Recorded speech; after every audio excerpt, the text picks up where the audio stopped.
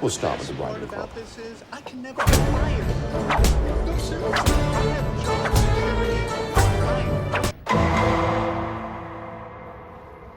Seems our Mr. Jones has previous.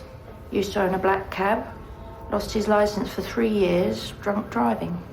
And when he was 17, he was done for assault. And what about history of violence since then, eh? Nothing he's been done for. Well, if he hasn't done anything, why is he wearing a hole in the carpet?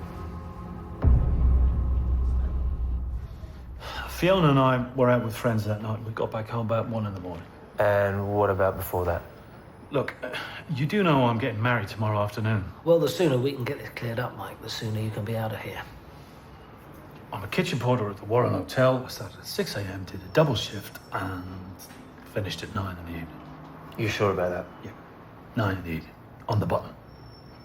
Okay, so you left work at 9, then what happened? I was on my way home, and there was this lad, flash car, flash suit. You mean Robbie Nichols? Well, if you say so. And he had a flat tyre, and he looked as if he didn't know one end of a spanner from the other, so I offered to help. But you didn't think to let the police know that you was with Robbie Nichols just before he was killed?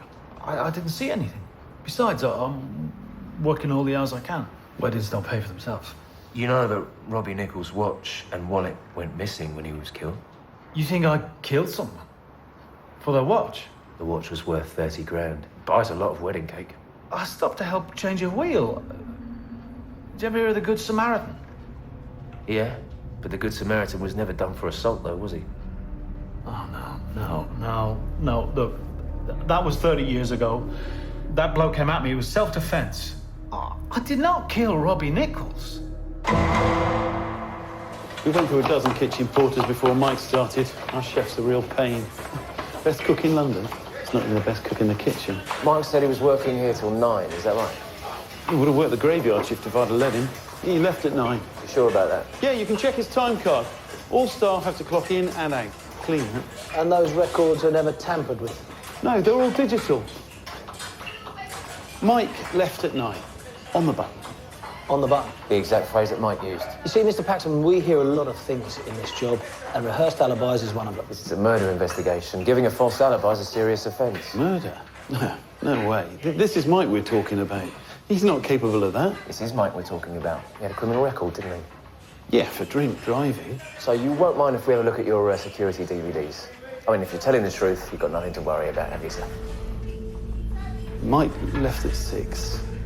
Asked me to swipe his card out at 9. You don't just lose 3 hours down the back of a sofa on. This bloke is desperate. He's working every hour that God gave. So he goes out, he looks for someone to rob.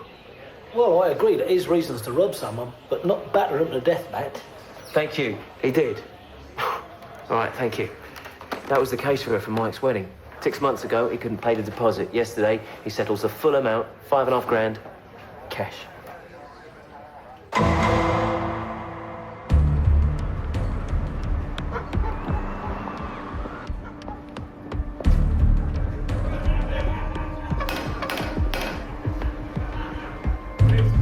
We've got the ring.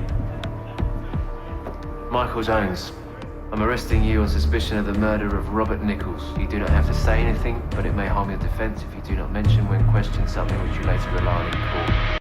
I just stopped to help someone who was in trouble. Yeah, you stopped and helped yourself to Robert Nichols' watch. What did you do with it? Did you sell it to a specialised trader? Did you flog it to a mate? 6 months ago, I took a second job. I was a controller in a taxi firm. I wasn't cabbing. I'm trying to get my driving licence back. That's where I got the cash. So why did you feel the need to lie to us about where you were between 6 and 9 p.m? Because the owner of the cab company, he's a mate and doesn't always hire drivers who are kosher. I'm sorry, do you find this funny? Well, look at me. Top hat, tails. I'm in a police station on my wedding day. You either laugh or cry. The DNA, Mike, on the murder weapon and on the napkins is a match, and it's yours. Well, of course it is. I helped change a wheel. Yeah, or beat him to death. This isn't right. Sit down, please, mate. But I'm supposed to be getting married in half an hour. Sit down, Mike! The only DNA on the murder weapon is Robbie Nichols and yours. So, Mr. Jones. There was another bloke there. He turned up as I was taking the spare wheel out of the car. He seemed to know Robbie Nichols. Maybe he was wearing gloves.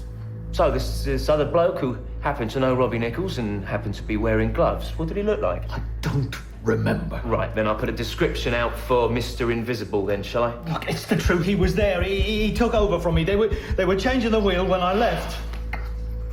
Fiona's family have flown in from Spain, and our mate, he's Paid for the hotel rooms. This wasn't supposed to happen. You know what, Mike? I believe you. I really do. That it wasn't supposed to happen. That it wasn't planned. Maybe you just stumbled across Robbie Nichols. Maybe you saw his watch. You don't understand. You know what? Cut the crap, Mike, and tell us the truth. Maybe I should have kept going. Maybe I shouldn't have stopped to help. But this bloke, I know what he's capable of. If he comes after me or Fiona... So there is no other bloke, is there, Mike? There's only you. You don't know what you're asking. Fuck! Don Marsh!